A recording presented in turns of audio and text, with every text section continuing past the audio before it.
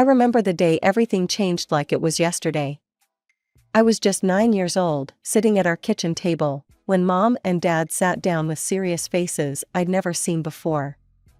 Dad reached for my hand, his own trembling slightly. "Amber, sweetheart," he said, his voice barely above a whisper. "I need to tell you something important."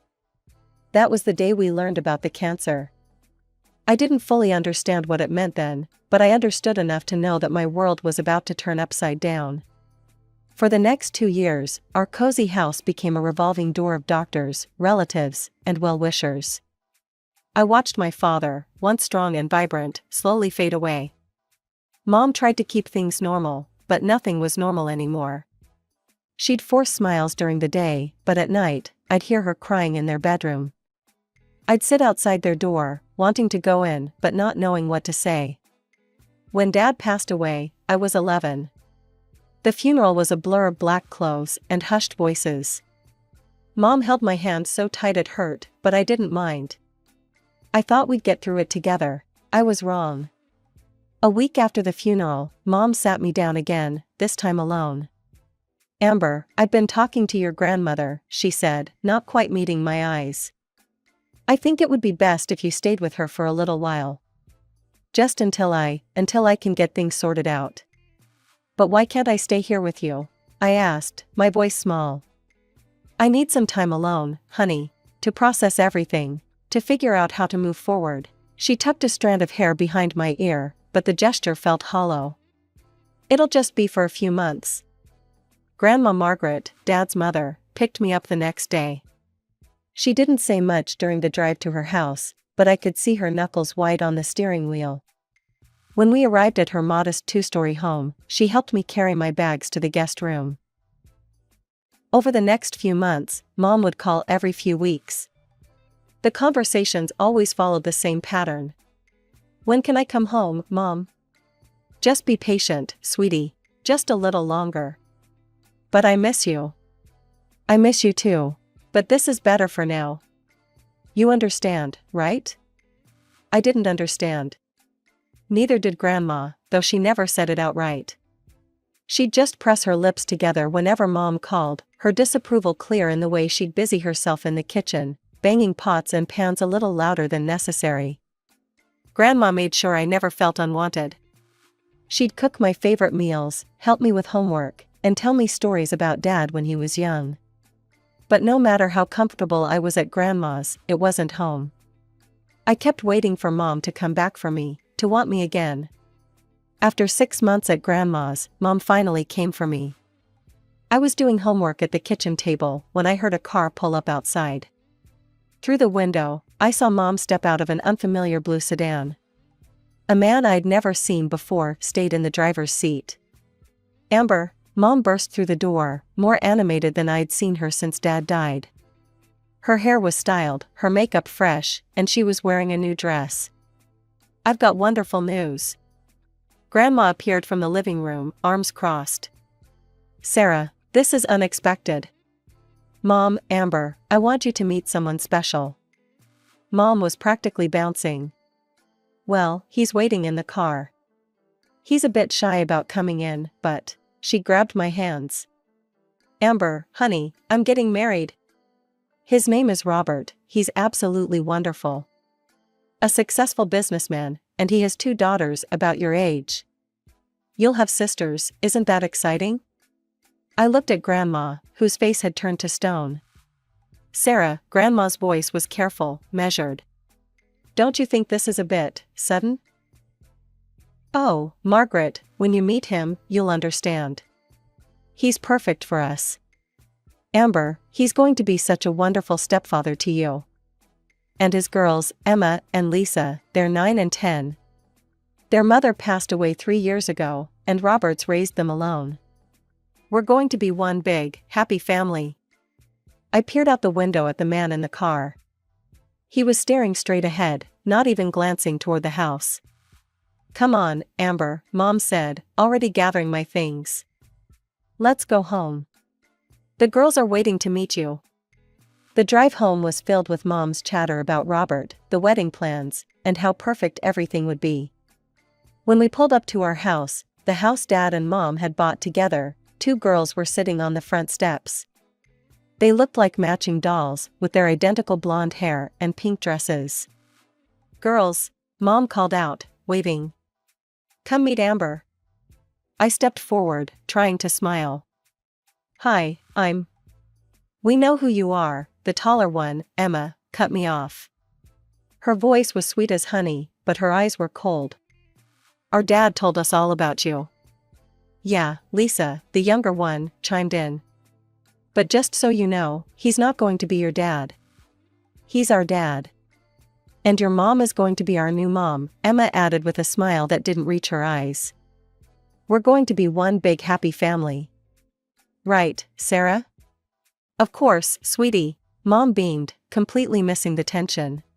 3 months later, I stood in front of a mirror in a plain blue dress while Emma and Lisa twirled around in matching pink bridesmaid gowns. The wedding was about to start, and I could still hear the echoes of their screaming from earlier. "We won't wear the same dress as her," they'd shrieked when Mom suggested matching dresses for all three of us. "She's not even really part of the family." In the official wedding photos, I'm barely visible, thanks to Emma and Lisa strategically positioning themselves to block me out. As I stared at those photos later, I realized this wasn't going to be the happy family Mom had promised. Life in our blended family quickly settled into a routine. Robert wasn't cruel, he just acted like I was invisible. He'd come home from work, hug Emma and Lisa, kiss Mom, and walk right past me as if I were a piece of furniture. Mom, desperate to prove her devotion to her new husband, showered his daughters with attention while barely sparing a glance my way. The first Christmas after the wedding made it crystal clear where I stood. Emma and Lisa each got new iPads and designer clothes, while I received a basic phone and some discount store sweaters. Thank God for Grandma Margaret. She never forgot me. For my 13th birthday, she gave me a beautiful silver locket with Dad's picture inside. Emma spotted it around my neck at dinner. "That's so pretty," she said, eyes gleaming. "You should share it with me. That's what sisters do." When I refused, I found the locket's chain mysteriously broken the next day. Another time, Grandma sent me a limited edition set of art supplies. I loved drawing, just like Dad had. A week later, I found my sketchbook soaked in water and the expensive pencil snapped in half. When I confronted Lisa, she just smiled. "Prove it was me," she said sweetly. "Mom," I tried showing her the ruined supplies. "Look what they did." "Amber, stop being dramatic," Mom sighed. "You probably left them out in the rain yourself. Stop trying to blame your sisters for everything."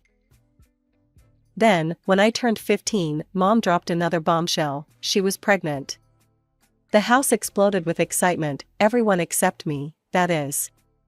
Robert's daughter squealed about having a baby brother or sister, while I sat quietly, already knowing what this would mean. The baby, a boy they named Michael, arrived in spring. 3 weeks after Mom came home from the hospital, they called a family meeting in the living room. "Now that Michael's here," Mom began, not quite meeting my eyes, "we need to make some changes to the sleeping arrangements." Robert cleared his throat. "We think it would be best if you moved in with Emma and Lisa.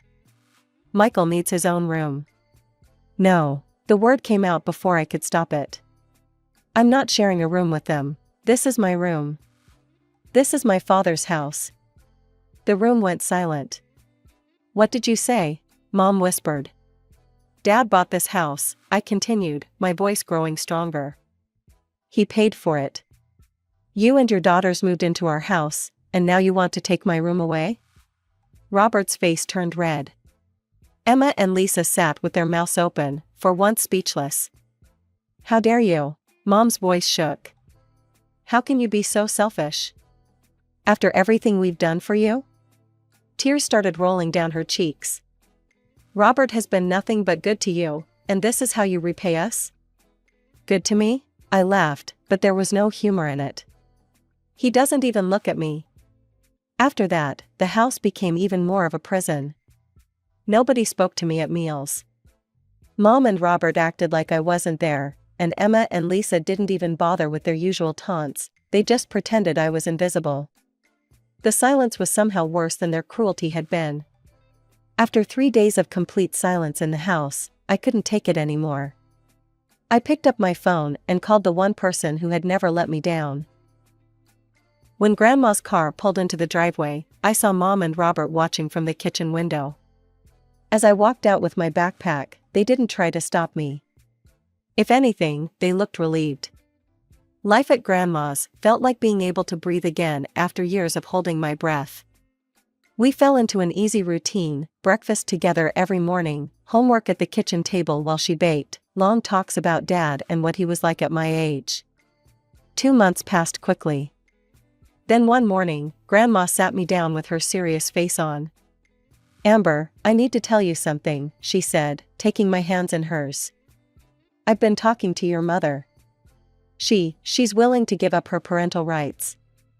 And I want to adopt you, officially." I stared at her, hardly daring to believe it. "Really?" "Really. It's your choice, of course. But I want you to know that this has always been your home, and I would be honored to be your legal guardian." Tears welled up in my eyes as I hugged her. "Yes, please, yes." The legal process was surprisingly smooth.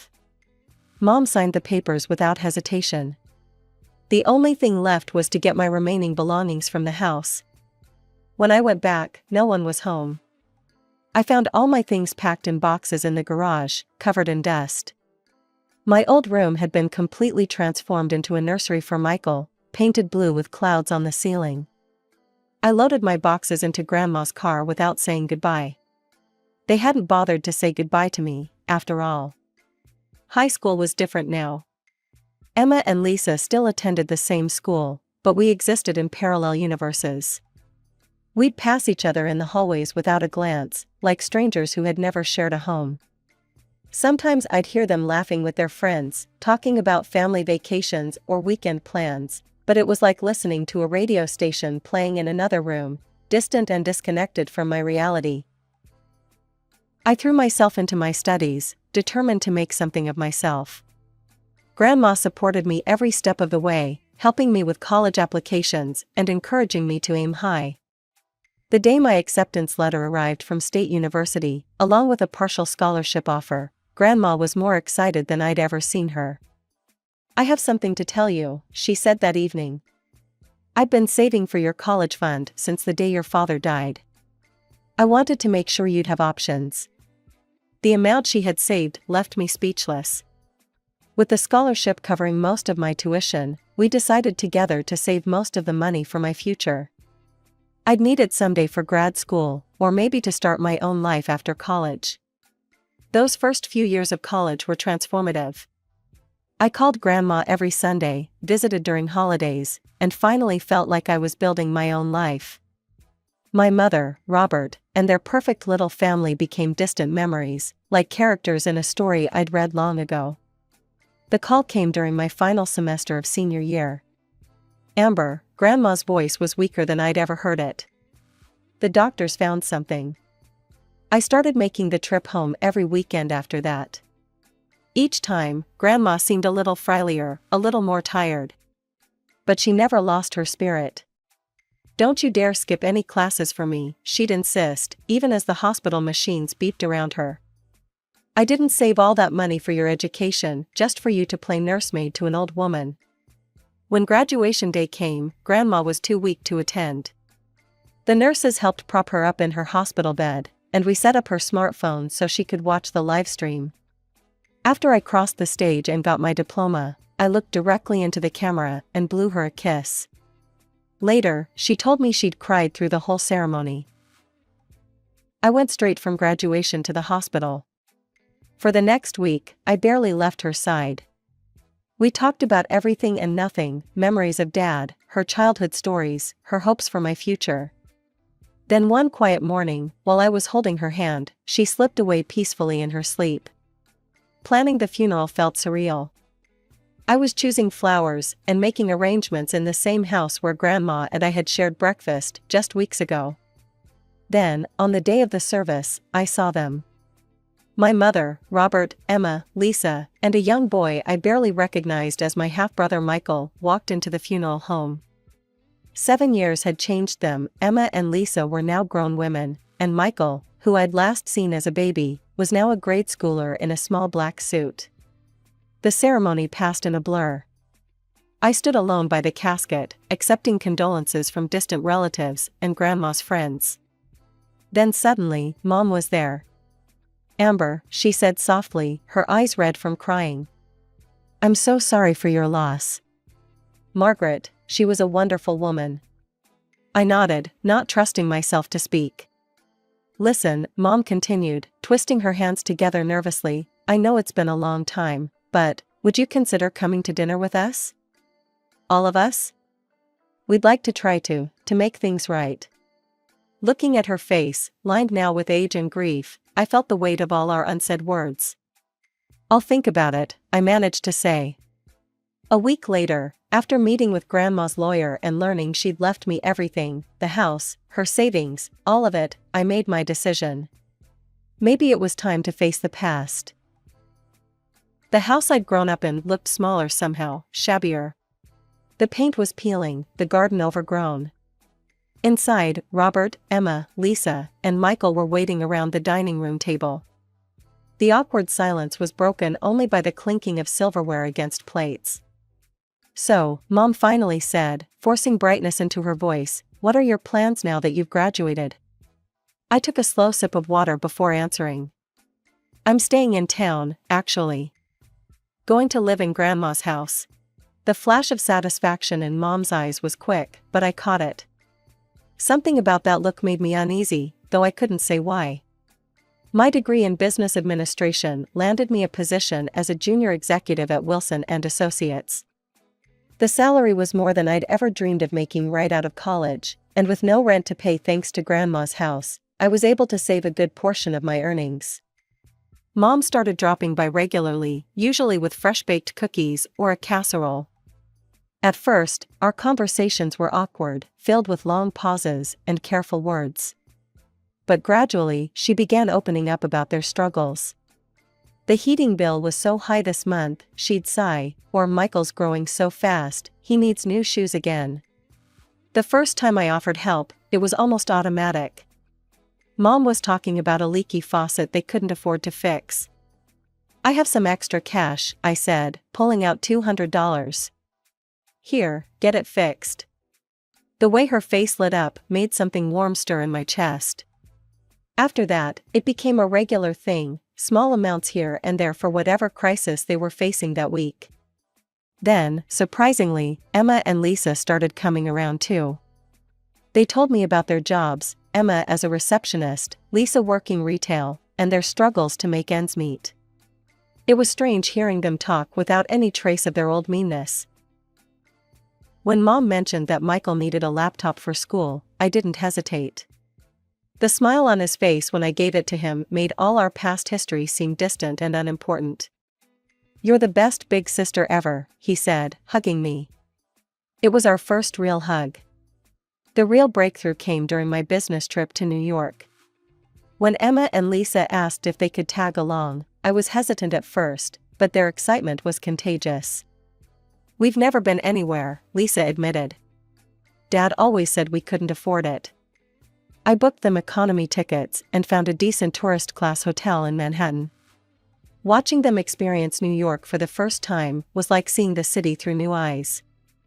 They took pictures of everything, gasped at the height of the skyscrapers, and couldn't stop talking about how amazing it all was. During our dinner at a small Italian restaurant in Little Italy, Emma raised her glass of house wine. "To family," she said, and for the first time, the word didn't feel wrong. Back home, our regular dinners became a tradition. Mom, Emma, and Lisa would always insist on choosing budget-friendly restaurants, and they never ordered anything expensive. They seemed genuinely grateful for everything, no matter how small. Mom's call came on a Tuesday afternoon, just like any other. I was reviewing work documents when my phone lit up with her name. "Hi, sweetie," her voice was warm, familiar. "How are you doing?" We chatted about nothing in particular, Michael's school performance, Emma's new haircut, the usual family gossip. Then, just as we were wrapping up, she added, "Oh, by the way, honey. I hate to ask, but could you maybe transfer $200? The car needs some minor repairs. Sure, Mom. I'll send it right now. You're an angel, Amber. I love you so much. I was about to hang up when I realized the call hadn't ended. There was rustling on the other end, then voices growing clearer. Mom must have thought she'd pressed the end button. Did she fall for it? That was Emma's voice, followed by a laugh I hadn't heard since high school, sharp, mocking. Of course she did. Mom's voice had changed completely, dripping with contempt. She always does. Little Miss Successful with her fancy job and her inherited house. God, I'm so tired of pretending to like her, Lisa groaned. Did you see what she was wearing at dinner last week? That awful blazer? She thinks she's so much better than us just because she went to college. They all laughed, Mom, Emma, and Lisa. Then I heard Robert's voice join in. You're doing great, honey, he told Mom. Keep it small for now. We don't want to spook her. I know, Mom replied. We have to play it smart. Small amounts here and there, build up her trust. Once she completely lets her guard down, then we can really start asking for more. She's loaded now, that house, her savings, her salary. We just need to make sure she spends it on us, instead of herself. It's not fair, Emma whined. Why should she have all that money? We deserve it more than she does. Of course you do, sweetheart, Mom said. You and Lisa are twice the daughters she ever was. Don't worry, we'll get what's ours. She's too stupid to see what's really going on. Always was, just like her father. I ended the call with a single press of my finger, but their laughter kept echoing in my ears. The family I thought I'd finally found had never existed. It had all been an elaborate performance, with me playing the role of the foolish benefactor. The next morning, Mom's number flashed on my phone screen. Amber, honey. We're having a special family dinner tonight. You'll come, won't you? I heard the false sweetness in her voice now, the calculated warmth that I'd been too desperate to recognize before. Sure, Mom. What time? 7 o'clock. Everyone will be there. When I arrived at the house, they were all waiting. Mom had made my favorite lasagna. Emma and Lisa were dressed up, playing their roles perfectly. Even Michael seemed to have been coached to be extra affectionate. Amber, Mom rushed to hug me. You look tired, sweetie. Work keeping you busy? I returned her hug mechanically, noting how she exchanged quick glances with Robert. Throughout dinner, they kept up their performance, asking about my job, laughing at each other's jokes, playing the perfect family. I watched them like I was seeing a play, noticing every forced smile, every calculated gesture. Finally, as we were finishing dessert, Mom cleared her throat. Amber, honey, we actually wanted to talk to you about something important. She reached for Robert's hand, their practiced move for serious conversations. The house, well, we've had some structural issues come up. The foundation needs urgent repairs. We've gotten estimates, Robert added, trying to sound fatherly. It's going to cost about $10,000. Mom leaned forward, her eyes wide and hopeful. We hate to ask, but since you're doing so well. I smiled, and I saw Mom's face light up with triumph. She thought she had me. No. The word fell into the silence like a stone into still water. What? Mom's smile faltered. I said no. Not 10,000, not $10. Not another cent. Emma and Lisa exchanged confused looks. Robert sat up straighter.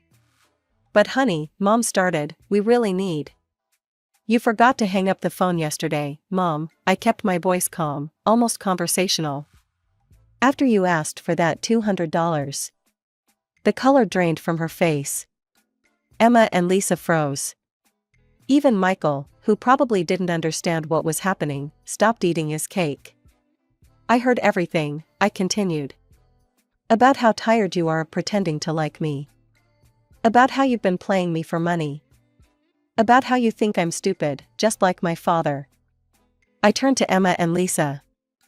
About how you deserve my money more than I do. We were just joking, Lisa burst out. It wasn't serious. Amber, sweetie, Mom reached for my hand. I pulled it away. You're misunderstanding. The only thing I misunderstood was thinking you had changed. I stood up from the table. But you know what? I should thank you. You've finally shown me who you really are, and now I can stop wasting my time trying to build a relationship with people who see me as nothing but an ATM. I walked out of that house for the last time, ignoring their calls behind me. But of course, they didn't give up easily. The calls started that night, first Mom, then Robert, then the sisters. Voicemails, text messages, emails, all begging forgiveness, claiming it was just a joke, that I was overreacting. When I blocked their numbers, they started showing up at my house, knocking on my door at all hours. I knew I needed a clean break. The next morning, I walked into my boss's office. Janet, remember when you mentioned expanding the New York office? 2 weeks later, I had a transfer approval in hand. I listed Grandma's house with a realtor, and it sold quickly. The market was good, and it was in a prime location. I found a beautiful apartment in Manhattan's Upper West Side, with big windows and a view of the park that would have made Grandma smile.